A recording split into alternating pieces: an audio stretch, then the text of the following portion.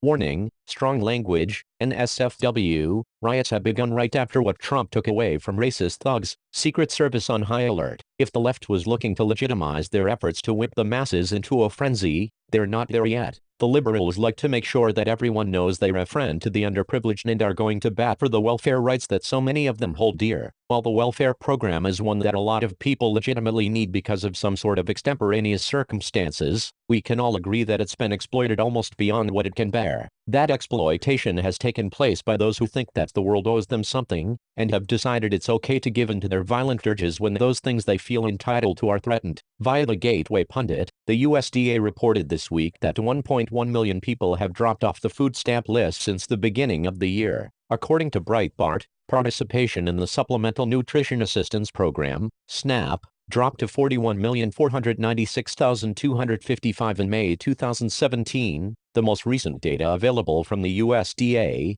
from 42,691,363 in January 2017 when Trump took office. To most Americans that was welcome news, but not to this group of gangsters. These young men flashing guns released a video threatening to assassinate President Trump for taking their mama's food stamps. Gangsta with gun, I really want to go to war with Donald Trump because Donald Trump wants to take food stamps from my mama, and that's all the fuck she got. Bitch, if you take my mama's food stamps, we coming after you, Trump. I'm dying right now. Black Lives Matter. This message started out disturbing and not so vaguely violent, but then the threats dissolved into no more barbecues and we love our Fruit Loops and things just got a little bit weird up in here. Of course, the whole tirade was an emotional rant, but that last part showed the emotional maturity of the guy who's waving around guns and threatening the president. I hope these jokers aren't brazen enough to try and take action against this monster that the media has created and put the president's face on, but they might just be lacking in judgment enough to do it. Freedom Daily reported on the traumatic event that these fine, upstanding Democrats speak of. The president promised to cut away the bloated and unproductive system that allows the able-bodied to mooch off of the taxpayers, and he has done just that.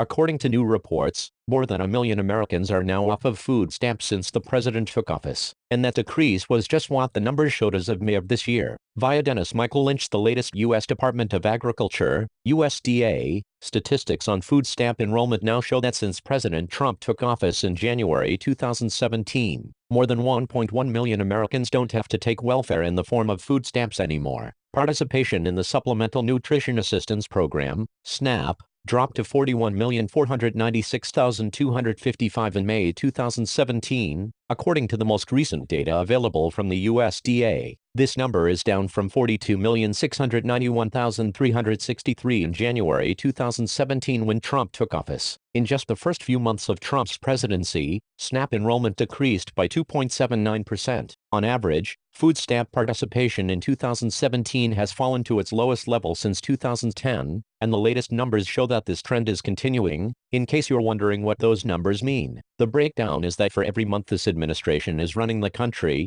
they're on average reversing a year's worth of damage done to the welfare system done by the prior administration. If you're a Democrat, it makes perfect sense that you'd want as many people as possible on government assistance. No better way to make a Democrat for life than to pay them and then threaten that their money will be taken away if they don't vote for your candidate. The problem is that the balance is severely off at this point because the economy can't handle this many freeloaders. President Trump gets that and is doing something about it. I guess it's mission accomplished for the DNC. They've gotten so much of the population to believe that they'll never have to work again, that even a hint of raising the bar for welfare recipients and they're actually brandishing illegal weapons, babbling about their Fruit Loops and threatening to kill the leader of the free world. I like barbecue and Fruit Loops too. You know how I get them? I work a job and buy them with money that I earned. And I don't have to go to a store that accepts it. I can go to any store I want because they all accept money. I get it. If I had to depend on some unknown entity for money, I'd be stressed too. But the best way to deal with that stress is to circumvent it altogether by getting off the taxpayer's dime. Then the government will still take your money, but they'll be giving it to people like your mom,